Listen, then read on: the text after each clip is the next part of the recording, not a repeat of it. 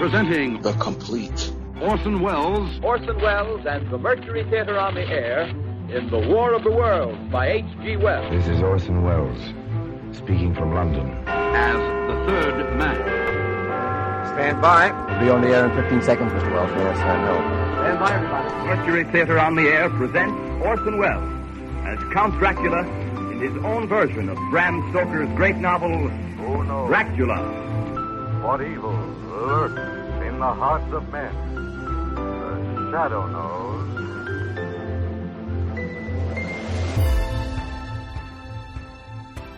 Hello world, welcome to The Complete Orson Welles, brought to you by Dwayne Old Time Radio. This podcast will feature various classic radio programs ranging mostly from 1936 to 1952 that Orson either produced and directed, was featured on, or starred as a guest.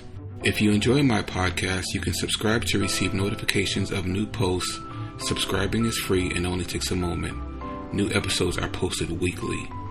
If inclined, please leave a rating and or review on your preferred podcast service. Thank you for your support. Hope you enjoyed the genius of Mr. Welles. This week we have Orson Welles on the Jack Benny program. This one is titled Jack Returns to the Show. Orson was hosting, I believe, for while Jack was out, and Jack returns. April 11th, 1943. Lowe's State, Ritz, Carthay Circle. Second laugh hit, Dixie Dugan. The Grape Nuts Flakes program with Mary Livingston, Phil Harris, Dennis Day, Rochester, and yours truly, Don Wilson.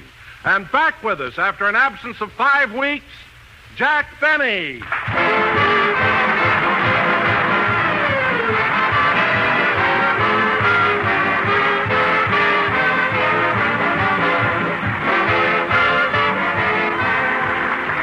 Of course, we've all heard how it takes two to make a bargain. Well, truer words were never said when it comes to modern shopping, because it takes two kinds of currency, cash and ration stamps, to buy many of today's foods. So here's a thought to put in your pocketbook on your shopping expedition next time. Nearly all foods, let's face it, have gone up in price. Gone up anywhere from 2% to 75%. But there's at least one big exception to this general wartime rule. Grape Nuts Flakes is America's fastest-growing breakfast cereal, and because you folks have been switching to that big 12-ounce economy-size package, you're paying, on the average, less for your Grape Nuts Flakes today than you did in 1939. So with the price of many foods where it is today, it's great to know you're doing both your family and your budget a favor when you serve more crisp, toasty brown Grape Nuts Flakes. Well, they're a real flavor treat. They provide important whole grain nourishment, and they bring you real savings. So plan to buy several packages at a time in the big 12-ounce economy size of unrationed Grape Nuts Flakes.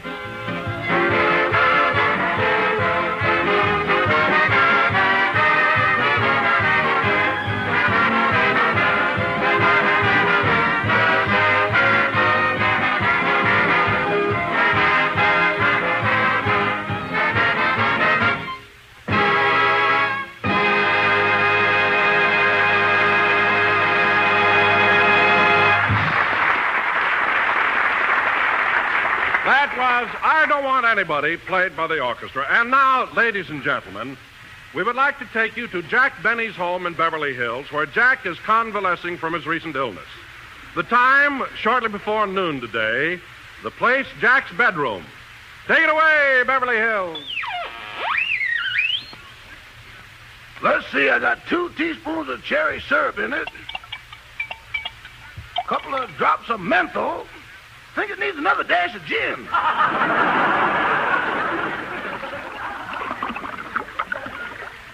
There, that's enough.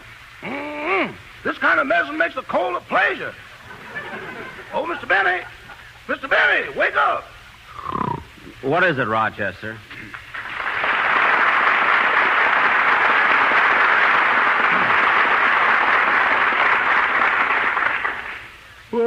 What do you want, Rochester? It's time for your cough medicine. I think you'll like it better now. I put more gin in it. More gin? You mean to say this cough medicine I've been drinking has gin in it? You couldn't have that silly grin on your face from just plain sight. What? You may not believe this, but you've been snoring Sweet Adeline.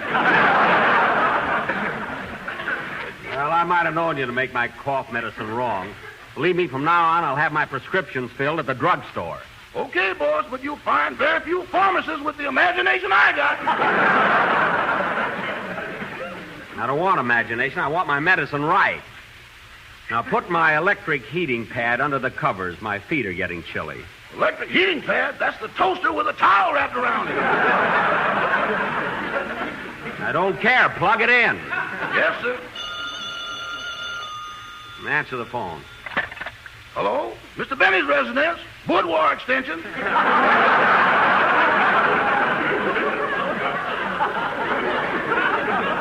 Who? Oh, hello, sugar. How are you? Well, I don't know, honey. I'll have to find out. Oh, Mr. Benny, can I have tonight off? I want to go down to Central Avenue to see my girl. No, absolutely not. Looks like you'll have to come out here, honey. So... Rochester, you know I'm not feeling well. Why can't you see your girlfriend tomorrow night? Tomorrow's Monday. I got a date with my Monday girl. Your Monday girl? Maybe I could switch my Tuesday girl to Wednesday and make Saturday a doubleheader. Well, if it's that involved, you don't ever... Whoops! Whoops, pull it out! Pull out what? Pull the plug! Pull the plug! What's the matter, boss? Pull the plug. My toes are caught in the toaster.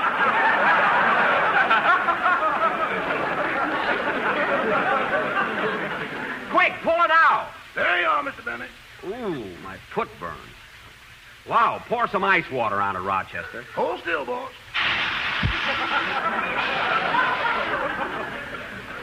There, that's better. Oh, hello, Mary. What's the matter, Jack? Somebody give you a hot foot? No, I got my toes caught in the toaster. Your toes caught in the what? In the toaster. Could happen to anyone. Oh, sure. Everybody's making toast in bed nowadays. It's all the rage. Was using it for a heating pad. Oh, but Rochester, what are you doing with that bottle of cough medicine? I was holding it up to the light and some of it ran down my throat.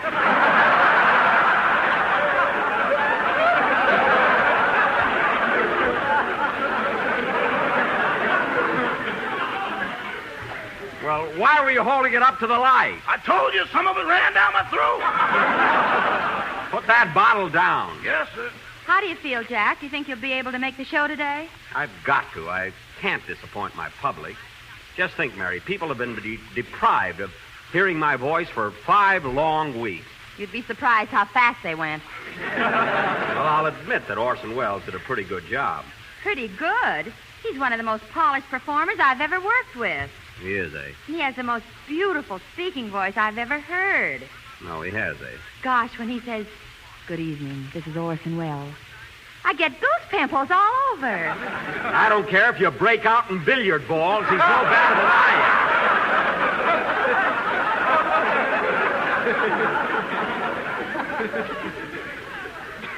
Goose pimples. Anyway, let me tell you something about the guy that gives you such a thrill. I was sick in bed 5 weeks. He didn't even send me a basket of fruit. I finally had to wire him. I mean, the least he could have done, you'd think, would be Well, look who's here. Hello, Phil. Hiya, Mary. Hello, Phil. Hiya, Jackson. Boy, you have been sick. Well, I imagine I am a little pale. A little pale? You look like you went to the blood bank and forgot to say when. Oh, I'm not that bad. See who's at the front door, Rochester. Oh, it can't be my girl yet. She just called. It might be for me.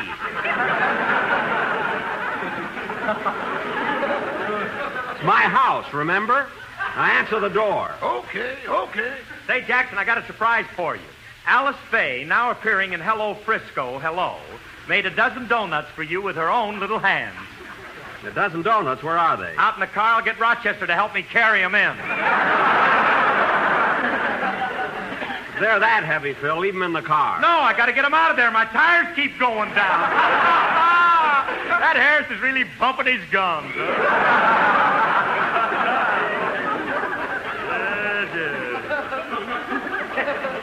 Phil, I'm only guessing, but I'll bet my temperature just went up 2 points.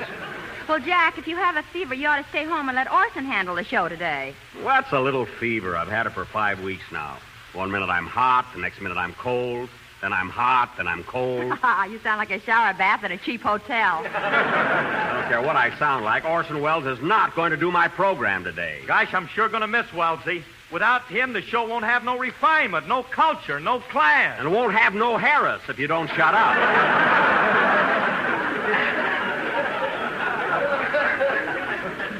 Anyway, what's all this raving about Orson Welles? Gosh, when I was in third grade in Waukegan, I was a genius, too. I did something no other pupil ever did before. What'd you do? He joined the Navy. All right, my record still stands. Say, boss, the doctor's here. Do you want to see him? No, Rochester, no. I've been lying here in bed all week because I can't find my pants. You're pressing them under your mattress. Well, show the doctor in. Okay, here he is. Oh, how do you do, Doctor? Well, and how's my little patient? Shall we take that nasty cast off your leg today? I got a cold in my chest, Doctor, not a broken leg. Oh, pardon me. I was thinking of Claudette Colbert's Cocker Spaniel. He's coming along fine.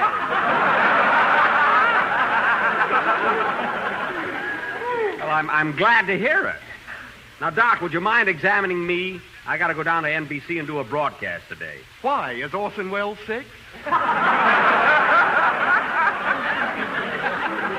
No, look, I'm getting better. Now, please examine me. All right, I'll take a look at your chest first. Now, roll up your nightshirt. Okay, here it goes.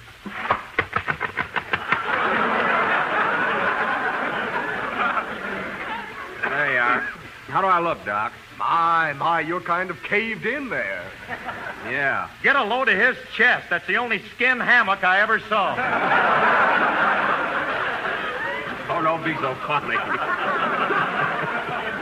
Hey, Doc. Hey, watch your cigarette, Doc. That's my mouth, not an ashtray. Pardon me. Now, let's see. I think I'll tap your chest. Well, go ahead, tap me. Now, hold still.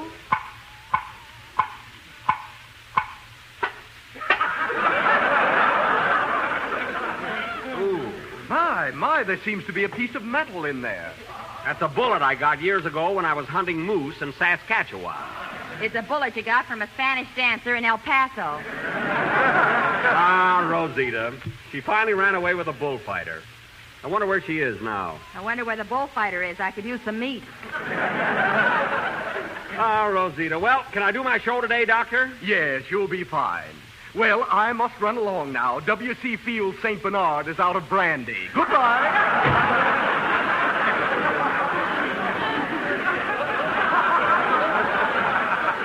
Say, Jackson, I wonder if that doctor's any good. Oh, he must be. He delivered Whirlaway.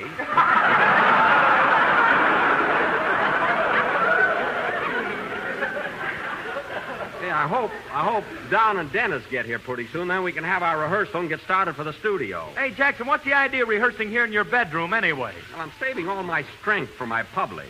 After all, I've been pretty... Well, I'll be darned.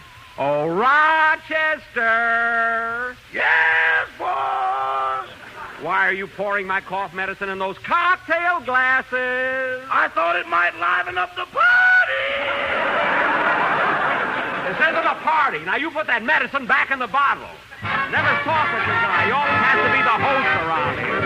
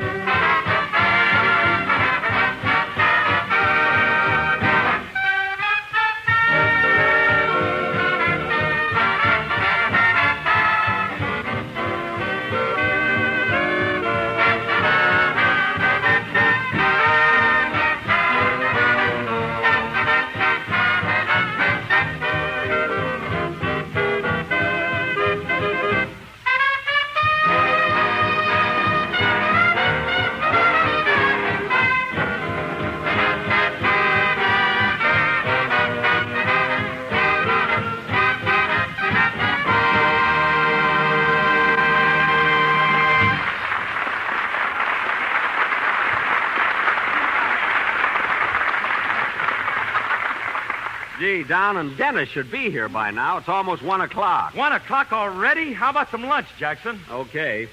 But remember, Phil, we have rationing now, so I can't dish out food like I used to. Like you used to? Yes. You got so many meals out of a leg of lamb one time, it got mad and kicked you. Well, that settles it. There'll be no lunch served. Rochester, the lobster salad, hot rolls, and apple pie a la mode are out. There's a dream meal that can go back to the clouds. Whatever we have, don't serve it. Say, Jackson, I was just wondering, have you still got that crazy boarder of yours? If you're referring to Mr. Billingsley, Phil, he's not crazy. He's not crazy. You know how he made orange juice this morning? He ran the oranges through the ringer. Through the ringer? Then he hung them out to dry. He just likes to try out new things, that's all. As a matter of fact, he... Uh-oh. Speak of the devil, here he is. Yeah. Oh, hello, Mr. Billingsley. Hello, Mr. Benny. Still flat on your mattress, I see.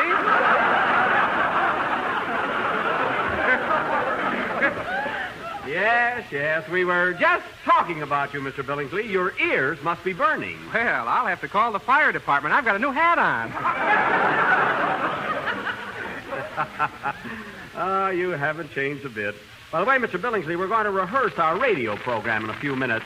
Would you like to stay and hear it? Oh, I'd love to. I'll just hide under the bed here in case your husband comes home. Here I go. Whoop, up my head. Well, goodbye, Mr. Benny. Goodbye. You dog, you.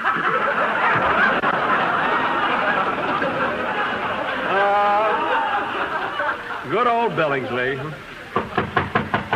That must be Don and Dennis. Come in. Oh, hello, Jack. Sorry we're a little late. How do you feel, Mr. Benny? Oh, hello, fellas. I feel pretty good, Dennis, and I'm anxious to get back on the program. You know, I have a hunch we're going to have a pretty good show today. Without Orson Welles? Yes. Gosh, the Orson Welles program without Orson Welles. I worry about things like that. It's the Jack Benny program. Get it straight, you little traitor. What's the matter with this gang? Oh, Jack, don't be so touchy. You always imagine that people are running you down. I imagine? Yes, you jump at conclusions. If somebody happens to say you're a heel, you always take it the wrong way. Well, how else can I take it? A heel is a heel. You said it. There you are. I imagine things, eh? Well, let's get started with the rehearsal. Rochester, pass the scripts around. Yes, sir. Everybody gets a script and a glass of cough medicine.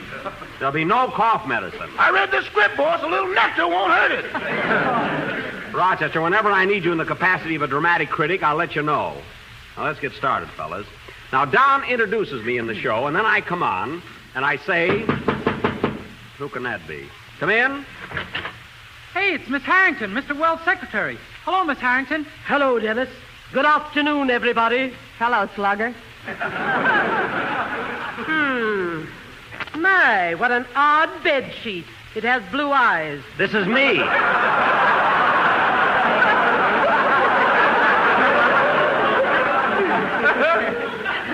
This is me. I'm pale. You certainly are. I have news for you, Mr. Benny. Mr. Wells is about to pay you a visit. Orson? Orson's coming here to visit me? Yes, he'll be here shortly.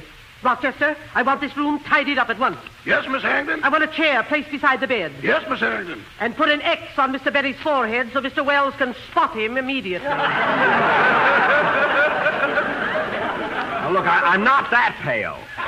Now, Miss Harrington, would you mind sitting over there in the corner? We were just starting to rehearse our program. Rehearse without the master?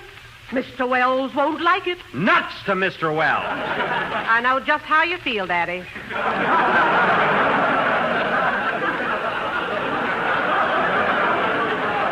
Well, I'll be darned. She's human. Attention, everybody. Mr. Wells is about to make his entrance. Mr. Wells. Come in.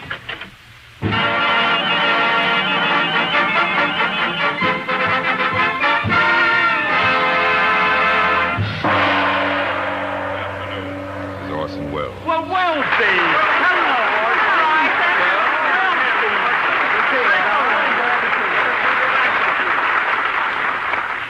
Gee, you'd think he was Frank Remley or something, the way they're jumping around here. For heaven's sake. Well, Mary, it's nice to see you. How's Jack feeling today? I feel well enough to do my broadcast, brother. Wasn't that Jack's voice? Jack, where are you? Right here. They forgot to mark me. Look, can't you see my big blue eyes? Oh, yes, they're gorgeous. Thank you. But you're so pale, Jack. Well, you see, Orson, it's been so cloudy lately, I haven't been able to get any sun. I sit out in my backyard every day, but nothing happens. I'll fix that. Miss Harrington, take a note. Yes, Mr. Wells. Get in touch with the Weather Bureau. The sun must shine tomorrow. Yes, Mr. Wells. See what I mean, Daddy? Hey, maybe he can do it. Oh, by the way, Jack, I noticed a lot of orange peels hanging on your clothesline. Is that to ward off evil spirits? No, Mr. Billingsley, my boarder, was making some juice. Now, if you'll excuse us for a few minutes, Orson, we'll go ahead with our rehearsal. Oh, I certainly don't mind if I stay and watch, do you? No, not at all. Now, as I was saying, fellas, Don introduces me, then I come on. Pardon me, there doesn't seem to be a chair here. What? No chair? Mr. Wells doesn't have a chair. Oh, my goodness. Here, Orson, take mine. No, Orson, take my chair. Take mine. It's got a pretty cushion on it. Take my chair, Orson. It's peachy. Here, take the bed. I'll go out and hang on the clothesline. For heaven's sake. Now, let's get going with this rehearsal, whether Mr. Wells is standing, sitting, or floating around the room.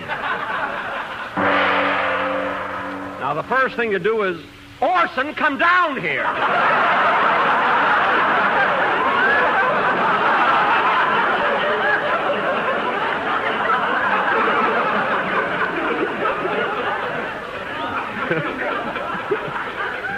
He knows more magic. Now, the first thing to do is run over the dialogue. Run over the dialogue? Oh, no, that'll never do. No. What do you mean, no? Comedy, Jack, should never be rehearsed. Repetition destroys its sparkle and spontaneity. But the Orson, important elements of a variety program are the songs and music. Look, now, Orson, Dennis, I want you to run over your song so we can get an idea of its length. Now, wait a minute, Orson. This rehearsal is my business. You're not even going to be on the show. I know, but I shall be listening. It's about time we listeners had something to say. Sing, Dennis. Yeah, sing. I see what you mean, sister.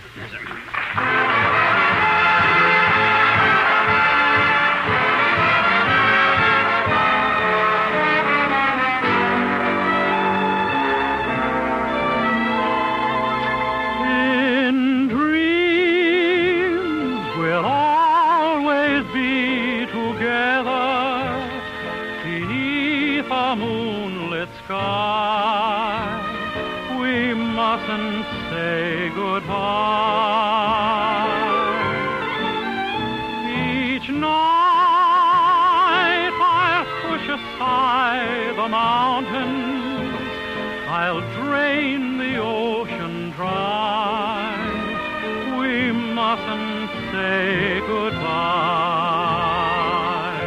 I promise you that when the postman rings, my heart will be inside the envelope he brings. Oh, don't you know the memories we gathered can never die? We mustn't say goodbye. Give me something to remember you by. When I am far away from you, dear, some little something meaning love cannot die. Oh,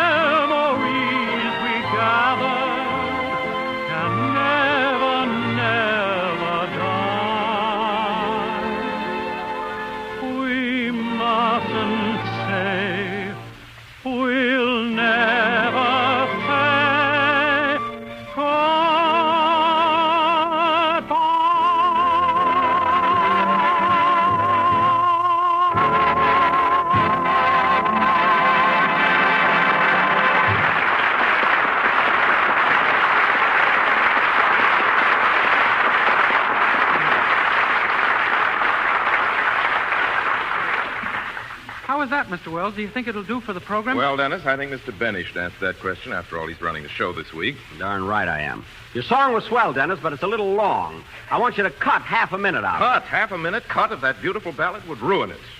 Might at that. Tell you what, Dennis, I want you to add a half a minute Add? to it. You want him to add half a minute and destroy its musical climax? I never thought of that. Leave it alone, Dennis. Leave it alone? You want him to leave it alone and... Now, wait a minute, Orson. Orson?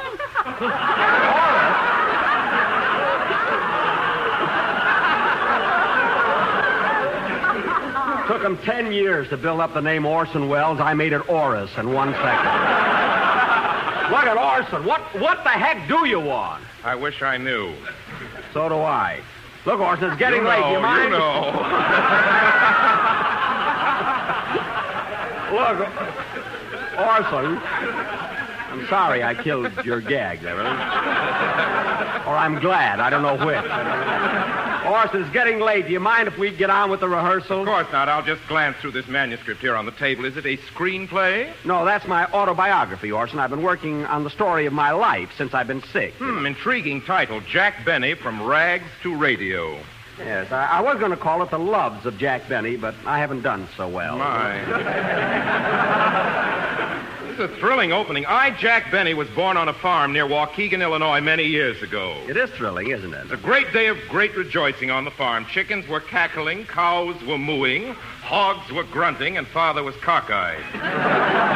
What a celebration. Young Jack Benny, from his very earliest pardon me days... for interrupting, Orson, but we've got to get finished with our rehearsal. No. This is interesting. Go ahead, Orson. Go ahead. But, Jack, now, I've got to rehearse the sponsor's message yet. You've got to yet? Oh, yes, the sponsor's message. Well, Don, as long as I haven't been on the show for 5 weeks, I thought we'd concentrate on me. Now, just a minute, Jack. You can't seriously believe that we listeners tune in to the Grape Nuts Flakes program every week just to hear about you. But, Orson... Of course not. We want to know how those toasty brown sweet as a nut little flakes are getting along. But, Oswald... We want to know...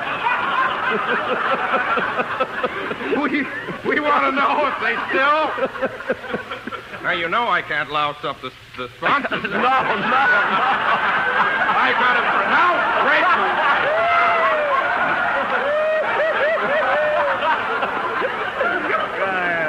We want to know if they still have that malty rich flavor.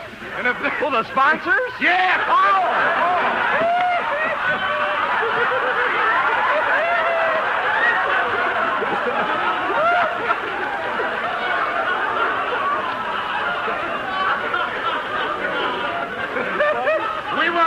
They still have that malty rich flavor, and if they're still America's fastest growing flake cereal. But Orson, look, I think that people want to know.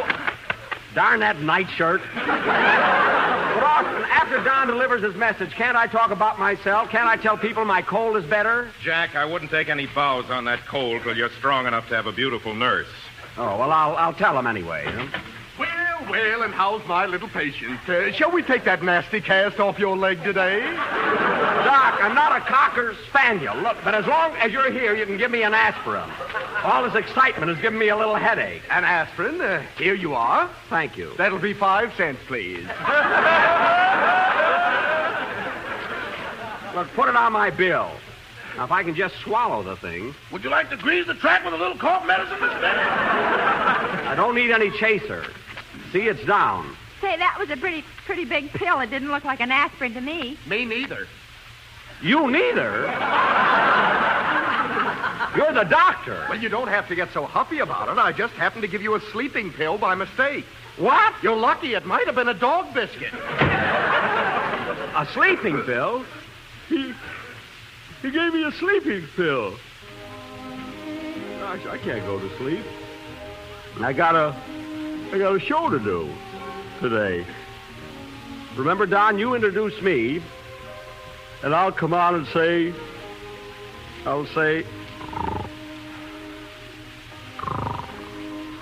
Well, Orson, looks like you'll have to do the show today. I'll be glad to, Mary. Now, come on, everybody. Let him sleep. Those pills are wonderful. I'm headed for Central Avenue.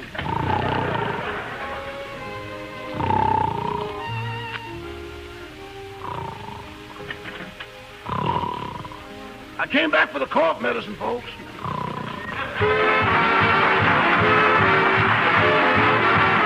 wartime homemaker, then you're a member of the WINS, W-I-N-S, Women in National Service.